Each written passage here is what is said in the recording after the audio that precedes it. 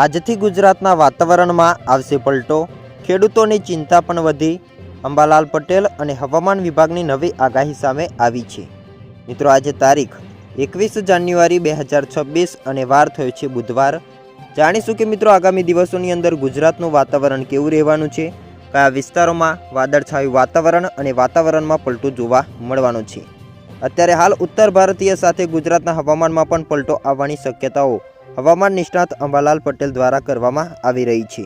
ઉત્તર ભારતના રાજ્યો સહિત ગુજરાતમાં પણ ઠંડીનું પ્રમાણ ઓછું થયું છે. ઉત્તર ભારતના રાજ્યો જેમ કે દિલ્હીથી ઉત્તર પ્રદેશ, ઉત્તરાખંડ અને કાશ્મીર સુધી વરસાદનો રાઉન્ડ શરૂ થવાની પણ શક્યતાઓ છે. ભારતીય હવામાન વિભાગે આગાહી કરી છે કે હિમાલય ક્ષેત્રમાં બે મુખ્ય પશ્ચિમ વિક્ષોભ સક્રિય થઈ રહ્યા છે, જેના કારણે ભારે વરસાદ અને હિમવર્ષા થવાની પણ શક્યતાઓ છે. તો ગુજરાતના હવામાનમાં પલટો આવવાની શક્યતાઓ હવામાન નિષ્ણાત અંબાલાલ પટેલે કરી છે. તો હવામાન વિભાગે પણ ગુજરાતના તાપમાનની અંદર કોઈ મોટો બદલાવ નહીં આવે તેમ પણ જણાવ્યું છે. સંપૂર્ણ વિગતો મિત્રો મેળવીશું, તો વિડીયોને અંત સુધી જોતા રહેજો. હવામાન વિભાગના વેધર રિપોર્ટ મુજબ ગુજરાતમાં ઉત્તરથી ઉત્તર પૂર્વીય પવનો ફૂંકાઈ રહ્યા છે. આગામી 7 દિવસ દરમિયાન આ પ્રદેશમાં લઘુત્તમ તાપમાનમાં કોઈ મોટો ફેરફાર થવાની શક્યતાઓ નથી. અમદાવાદ અને આસપાસના વિસ્તારોમાં આજે સ્વચ્છ આકાશ રહેવાની શક્યતાઓ છે અને લઘુત્તમ તાપમાન 14 સેલ્સિયસ રહેવાની શક્યતાઓ છે. હવામાન નિષ્ણાત અંબાલાલ પટેલે પણ જણાવ્યું છે 21થી લઈને 26 જાન્યુઆરીમાં હવામાનમાં પલટો આવશે. વાદળછાયું વાતાવરણ રહેશે. આ સાથે પવનની ઝડપ વધવાની પણ શક્યતાઓ છે.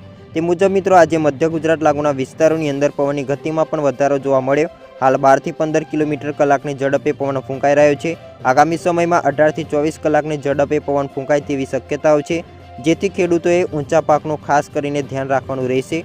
વેસ્ટર્ન ડિસ્ટર્બન્સની અસરના કારણે 21 થી 26માં માવઠું થઈ શકે છે. કચ્છ અને ઉત્તર ગુજરાતમાં છૂટાછવાયા સ્થળે માવઠું વરસે તેવી શક્યતાઓ છે. હવામાન નિષ્ણાત અંબાલાલ પટેલે વધુમાં જણાવ્યું છે 22 જાન્યુઆરી બાદ હવામાનમાં નોંધપાત્ર ફેરફાર જોવા મળી શકે છે. પશ્ચિમી વિક્ષેપ સક્રિય થવાના કારણે સાયક્લોનિક સર્ક્યુલેશન અને લો પ્રેશરની અસર ગુજરાત પર પડશે. તેની અસર હેઠળ પશ્ચિમ સૌરાષ્ટ્ર, ઉત્તર સૌરાષ્ટ્ર અને કચ્છના કેટલાક વિસ્તારોમાં કમોસમી વરસાદની શક્યતાઓ છે. ઉત્તર ગુજરાતના સાબરકાંઠા અને મહેસાણા જિલ્લાઓમાં પણ વરસાદની શક્યતાઓ વ્યક્ત કરવામાં આવી રહી છે.